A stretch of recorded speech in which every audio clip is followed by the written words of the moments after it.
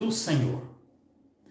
Hoje, dia 10 de julho de 2022, nós estamos no início do terceiro trimestre, estudando a nova revista, que tem o tema geral: Os ataques contra a Igreja de Cristo. Subtema: as sutilezas de Satanás nestes dias que antecedem a volta de Jesus Cristo. E chegamos à lição 2. Lição 2, 10 de julho de 2022.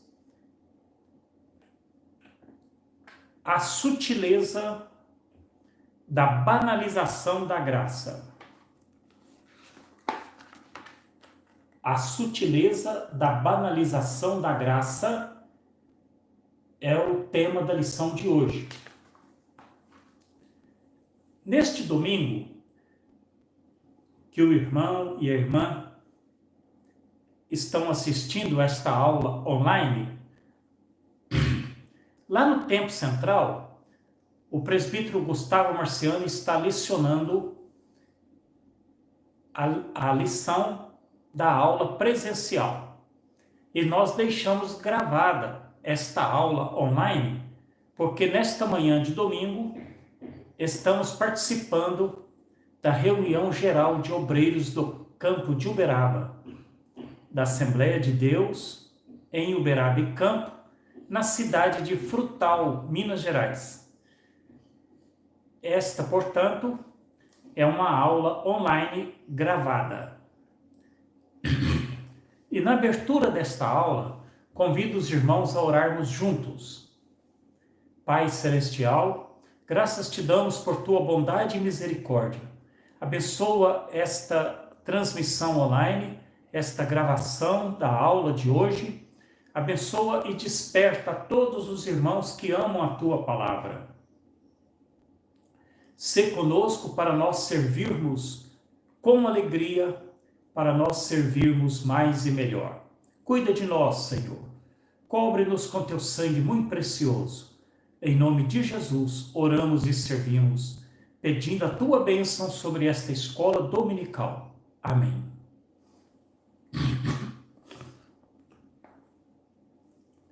Meus amados, de imediato peço a compreensão dos irmãos, porque eu estou liberado da contaminação do Covid e estive em isolamento do dia 21 até o dia 30. Mas decidi prolongar uns dias a mais, repetindo o teste, quando, portanto, já no dia 1º de julho, deu negativo, e estou muito agradecido a Deus porque os sintomas foram leves. Porém, conforme o próprio médico me disse, ainda estou assim com uma tosse seca, e quando eu converso muito, ela volta. E que, diz ele, isto vai ainda por vários dias. Portanto, não estranhe se eu estiver assim, limpando a garganta, arranhando a garganta. Peço a compreensão amorosa dos irmãos.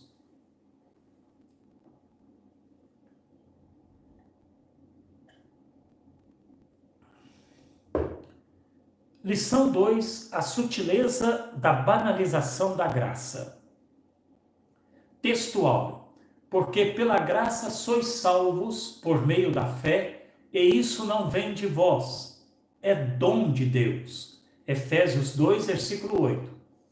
Verdade prática: a graça de Deus não é barata. Ela requer arrependimento, novo comportamento, ou seja, nova vida em Cristo. Leitura bíblica em classe. A leitura bíblica em classe está na carta de Paulo aos Efésios, capítulo 2, versículos 4 ao 10. Efésios, capítulo 2, versículos 4 a 10. Efésios 2, versículo 4. Mas Deus, que é riquíssimo em misericórdia, pelo seu muito amor com que nos amou. Efésios 2, versículo 5. Estando nós ainda mortos em nossas ofensas, nos vivificou juntamente com Cristo, pela graça sois salvos. 6. E nos ressuscitou juntamente com Ele, e nos fez assentar nos lugares celestiais em Cristo Jesus. Efésios 2, versículo 7. Para mostrar nos séculos vindouros as abundantes riquezas da sua graça, pela sua benignidade para conosco em Cristo Jesus. 8. Porque pela graça sois salvos, por meio da fé, e isso não vem de vós, é dom de Deus. Efésios 2 e 9. Não vem das obras, para que ninguém se glorie. Efésios 2 e 10, o último versículo da leitura bíblica em classe. Efésios 2 e 10, porque somos feitura sua, criados em Cristo Jesus para as boas obras, as quais Deus preparou para que andássemos nelas. Amém. Oremos mais uma vez. Pai amado, bendito é o teu nome, bendita é a tua palavra. Graças te damos, Senhor, pela revelação, pela fidelidade da tua palavra. Dá-nos graça, fé, alegria, poder e unção. Em nome de Jesus, ó Santo Espírito, conduz-nos a exaltar o seu santo nome. Em nome do Senhor, oramos e servimos. Amém. Introdução da lição. A paz do Senhor aos que sintonizaram agora. Relembrando o que eu disse no início, e se o irmão não ouviu, assistiu o princípio, estamos na cidade de Frutal e esta aula online é uma gravação. Todos os versículos citados são da Almeida Revista e Corrigida, quando de outra versão, a mesma é mencionada. Prosseguindo no tema deste terceiro trimestre de 2022, hoje analisaremos a necessidade de compreensão da graça de Deus. Veremos seu conceito no contexto bíblico, no da reforma protestante do século XVI e no contexto contemporâneo, ou seja, dos nossos dias, quando está sendo pregada como graça barata, ainda que tenha custado alto preço. Tópico 1. Compreendendo a graça. Subtópico 1. A graça é divina. A graça é de origem divina. A graça é divina. A graça é de Deus. Por ela, Deus falou e Deus agiu. Deus tomou a iniciativa da revelação. Deus falou e revelou-se a si mesmo, tanto por revelação geral ou por revelação natural. Salmo 19, versículo 1, está a revelação geral de Deus. Os céus manifestam a glória de Deus e o firmamento anuncia a obra das suas mãos. Esta é a revelação natural de Deus através da natureza. E quanto Deus falou também por revelação especial, chamada também de sobrenatural. João capítulo 1, versículo 14. E o verbo se fez carne, o Logos, a palavra. Como diz o teólogo Mike Pierman, a ideia que Deus faz de si mesmo. O verbo se fez carne e habitou entre nós, tabernaculou entre nós, é a palavra original. E vimos a sua glória, como a glória do unigênito do Pai, cheio de graça e de verdade. Deus tomou a iniciativa da revelação. Deus falou, mas também agiu. Deus agiu. Deus falou porque somos ignorantes. Deus agiu porque somos pecadores. Toda a história do Antigo Testamento é uma história de preparação para a obra de redenção consumada em Cristo Jesus. No passado, Deus livrou a Israel da escravidão do Egito, também o livrou do exílio babilônico. Cristo veio para livrar-nos da escravidão deste mundo tenebroso. 1 Timóteo, capítulo 1, versículo 15. Esta é uma palavra fiel e digna de toda aceitação, que Cristo Jesus veio ao mundo para salvar os pecadores, dos quais eu sou o principal. O homem não pode chegar ao conhecimento da revelação por si mesmo e nem se salvar a si mesmo. Deus falou e Deus agiu. Falou para iluminação e agiu para salvação. Isto é graça. A graça é de Deus. Subtópico 2, a graça é imerecida.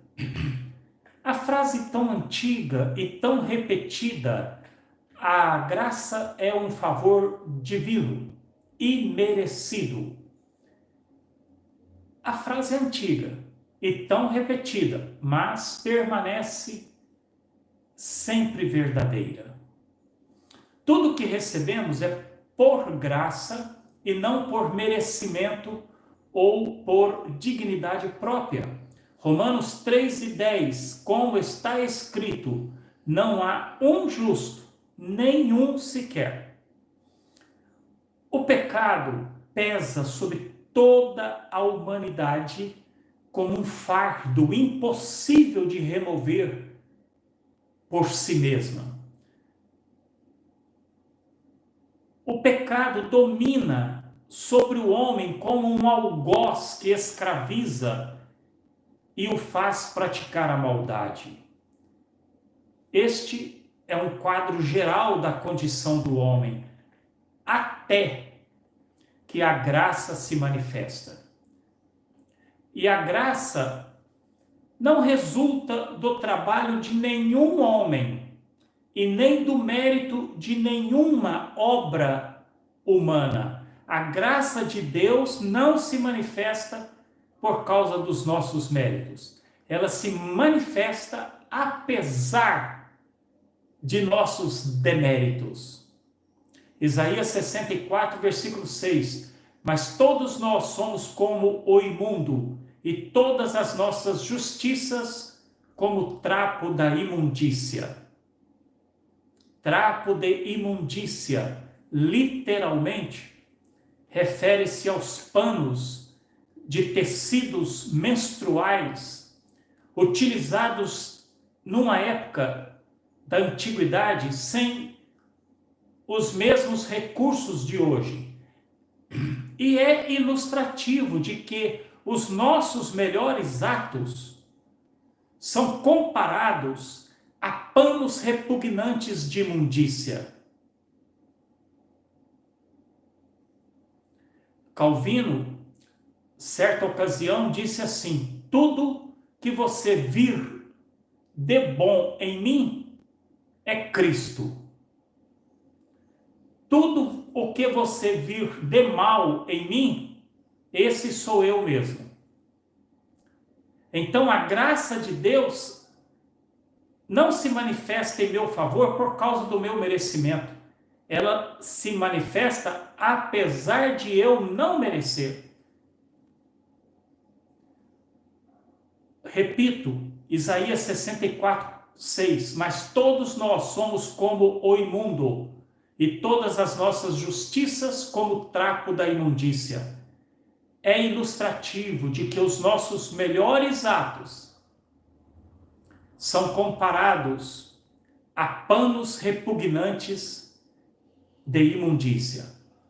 Meus amados, a graça de Deus nos mostra a inutilidade dos nossos atos de bondade. A graça de Deus nos mostra a nossa fragilidade. A graça de Deus nos mostra a nossa posição de condenação diante do juízo santíssimo de Deus.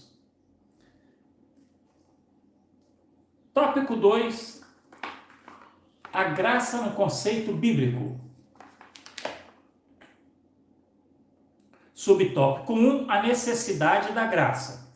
Romanos 3:23, o conhecido versículo de quem ama a Bíblia. Todos pecaram e destituídos estão da glória de Deus. Romanos 3:23, todos pecaram e destituídos estão da glória de Deus. Destituídos aqui significa, no original, que ficaram de fora, que estão aquém, longe da presença de Deus, por não conseguirem atender às exigências da glória de Deus. Todos nós pecamos em Adão e estamos destituídos da presença de Deus. Na verdade, o desespero é tão grande, haja vista que não há em nós sequer intenção de buscar a Deus. Lucas 2:24, glória a Deus nas alturas, paz na terra, boa vontade para com os homens. Presta atenção. Boa vontade para com os homens.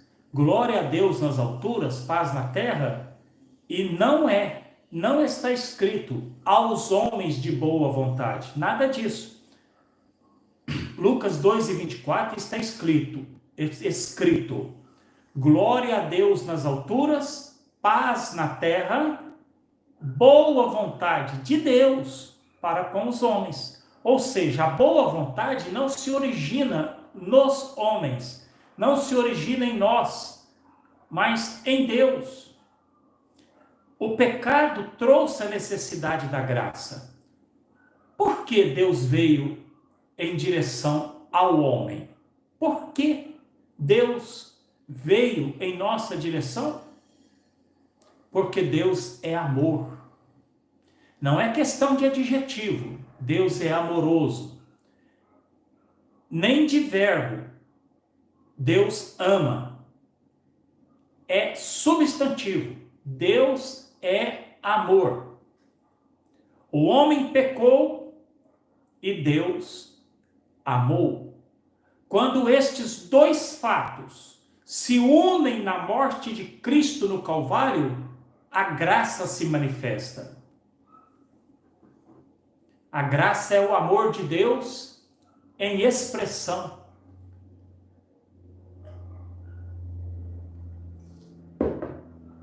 Quando o amor de Deus se manifesta a favor da humanidade, é a graça atendendo à necessidade do homem e expressando-se assim. O amor inerente é abstrato, mas a graça dá-lhe substância, dá-lhe forma. A graça é ato de amor divino para com o necessitado pecador. Nós não temos como resolver por nós mesmos o grande problema de satisfazer a justiça de Deus. O Senhor Jesus satisfez a justiça de Deus e resolveu o problema do pecado. Este é o Evangelho de Deus, a boa notícia de Deus. João 1:17. A graça e a verdade vieram por Jesus Cristo. Subtópico 2, a extensão da graça. Tem uma falsa doutrina que embaraça a muitos. É a falsa doutrina do universalismo. O que ela ensina? A falsa doutrina do universalismo ensina que, ao final, todos serão salvos e desfrutarão do benefício da morte redentora do Senhor Jesus. Esta doutrina é uma heresia. Foi condenada no Concílio de Trento em 543 d.C. Os cristãos evangélicos se opõem de maneira contundente a tal doutrina errada. A falsa doutrina do universalismo é uma crença errada que afirma que, na plenitude do tempo, todas as almas serão salvas das penalidades do pecado e restauradas para Deus. Esta doutrina nega a doutrina bíblica do castigo eterno e baseia-se em interpretação falha de Atos 3 e 21, de interpretação falha de Romanos 5, 18 e 19. Vai ficar gravado aí as referências bíblicas, o irmão confere, por favor. Da interpretação errada de Efésios capítulo 1, versículos 9 e 10, e de 1 aos Coríntios 15, 22. Por exemplo, considerar estes textos dentro do contexto mais amplo convencerá o intérprete das Escrituras que os escritores bíblicos não estão de forma alguma declarando a possibilidade de salvação sem fé no Senhor Jesus. Até porque devemos considerar e comparar com Hebreus 11, versículo 6, onde está escrito: sem fé é impossível agradar a Deus. Por outro lado, meus amados, a extensão da graça é universal. Por que a extensão da graça é universal? Abrange a todos e atinge ao que crer. Quando eu digo que a extensão da graça é universal, é coisa muito diferente do universalismo, da doutrina da salvação universalista, ou seja, que no final todos, independente de crer ou não, de ter fé em Jesus ou não, serão salvos. Nada disso. É uma doutrina já condenada há séculos. Mas a extensão da graça é universal. A graça de Deus abrange a todos, atinge ao que crer. Até onde vai a graça de Deus? Ela vai até onde está o mais perdido pecador que arrependido crer. Aleluia! A doutrina da graça universal está no Novo Testamento. Ela oferece garantia da salvação para quem se arrepende e crê no Senhor Jesus. Neste sentido, ela é universal. No Novo Testamento, coexistem dois princípios. No Novo Testamento, coexistem duas realidades contrárias entre si. Quem crer será salvo, quem não crer já está condenado. João 3, versículo 18. Quem crê nele não é condenado, mas quem não crê já está condenado. Leiamos também Marcos 3, versículo 12, onde se faz separação entre o trigo recolhido e a palha queimada. Em sua mão tem a pá, e limpará a sua eira, e recolherá no celeiro o seu trigo, e queimará a palha com fogo que nunca se apagará. Meus amados, a extensão da graça é universal, porque a necessidade da humanidade é universal. A graça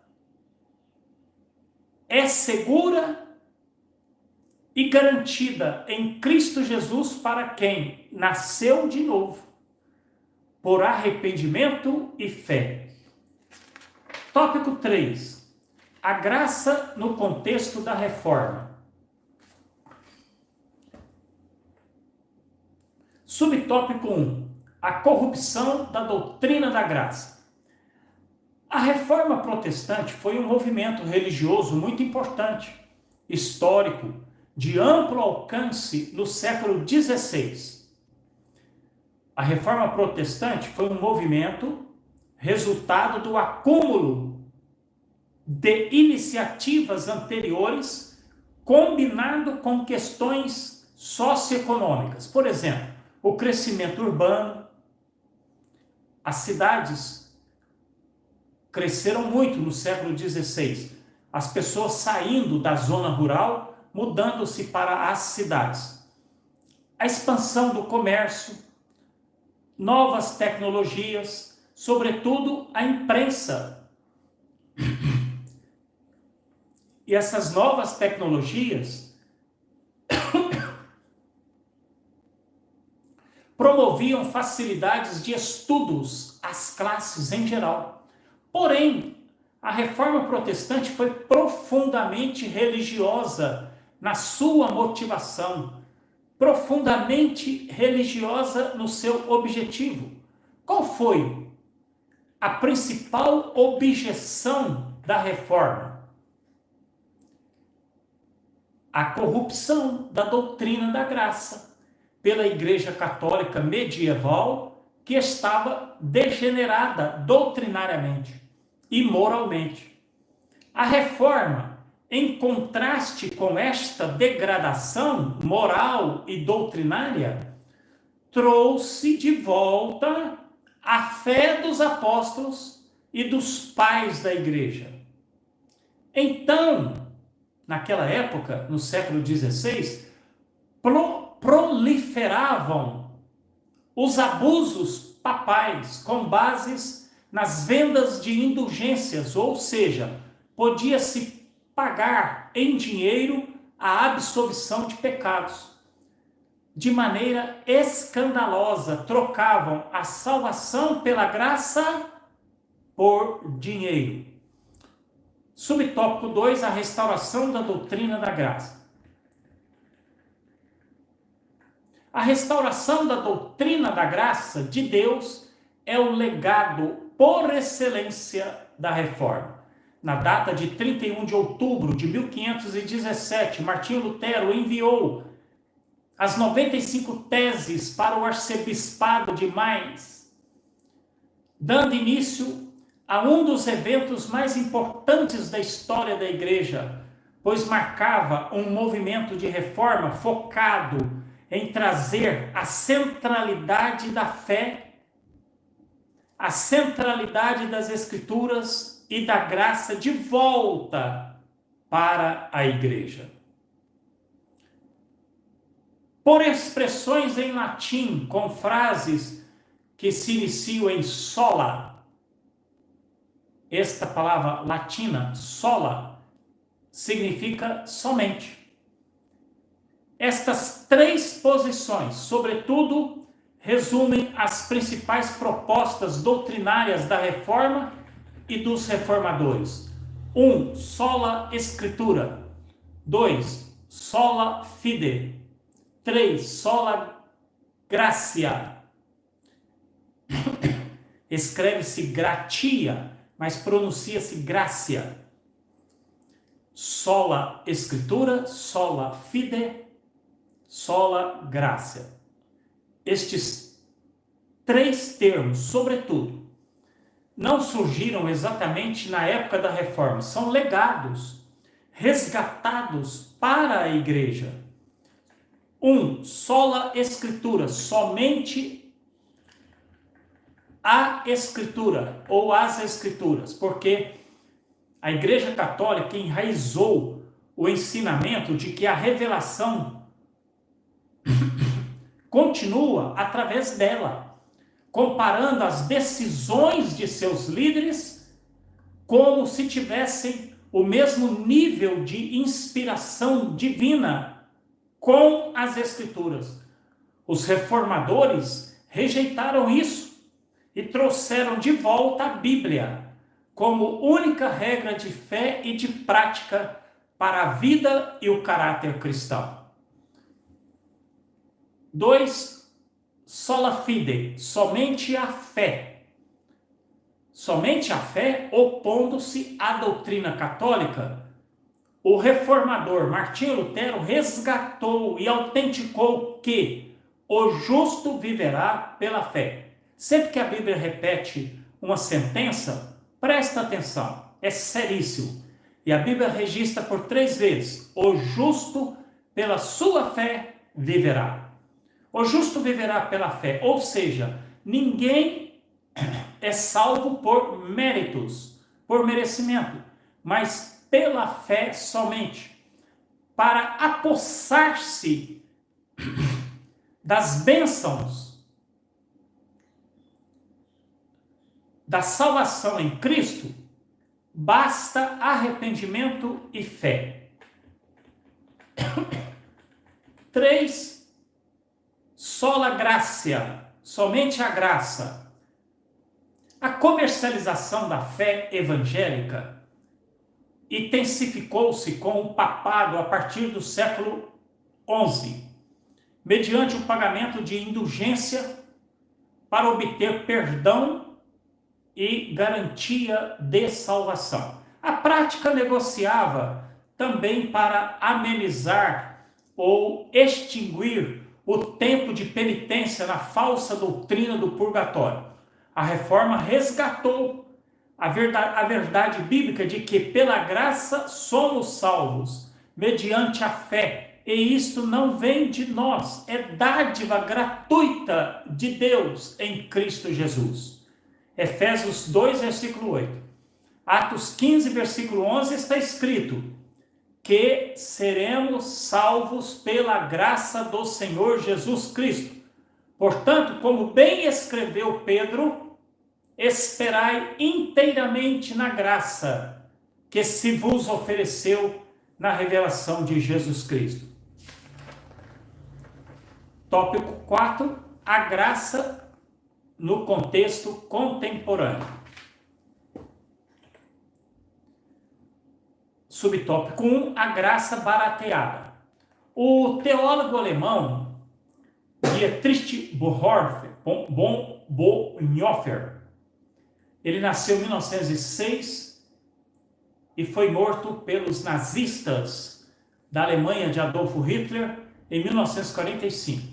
Esse teólogo cristão evangélico, Dietrich Bonhoeffer, escreveu a expressão graça barata. No seu livro mais conhecido, o título do livro é Discipulado. Ele escreveu assim: a graça barata é a graça como resto de estoque. O que ele se referia? Ele se referia à justificação do pecado ao invés da justificação do pecador. A graça barateada prega, em outras palavras, na prática, o seguinte: podemos continuar a viver como quisermos, já que os nossos pecados estão perdoados. Não há nova criatura na graça barata. Podemos continuar a viver nas práticas do velho homem. A graça barata, ela não confronta o pecador para que ele deixe a vida de pecados. Não confronta. Antes permite àquele que crente diz ser viver igual ao mundo. É a graça do conforto mundano. É a graça do cumprir as concupiscências da carne. Haja vista que Deus quer somente o coração. Assim diz a graça barata. Hoje, a graça barata que tanto ouvimos pelas pregações da prosperidade, do curandeirismo, das encenações espetaculares dos cultos e tantas outras invencionices moderninhas, equivale a 4 coisas. Primeiro, prega o perdão sem a necessidade de arrependimento. 2, oferece o batismo nas águas sem a disciplina da submissão a igreja de Cristo? 3, graça sem ser discípulo. 4, estar cristão sem ser de Cristo. É o que a graça barata oferece. Tópico 2, subtópico 2, o valor da graça. Meus amados, não existe cristão sem passar pelo Calvário. Não existe evangelho sem a cruz. 1 Coríntios 7, 23 está escrito: fostes comprados por bom preço, não vos façais servos dos homens. Quando o apóstolo Paulo escreveu este versículo, grande parte do Império Romano era de escravos. Escravos que viviam em estado de miséria e condição desesperadora. O evangelho pregado com poder foi acolhido com gratidão por muitos dos escravos. E o mais humilhado escravo foi capacitado pelo poder da esperança do evangelho, da graça de Deus, a suportar suas provações como escravo, olhando para além delas, firmando o olhar na gloriosa liberdade que os filhos de Deus desfrutam. A graça de Deus fazia daquele escravo que ouviu a pregação do evangelho no Império Romano um homem livre no Senhor. Aleluia. A graça tem valor. O Senhor Jesus pagou o alto preço da redenção.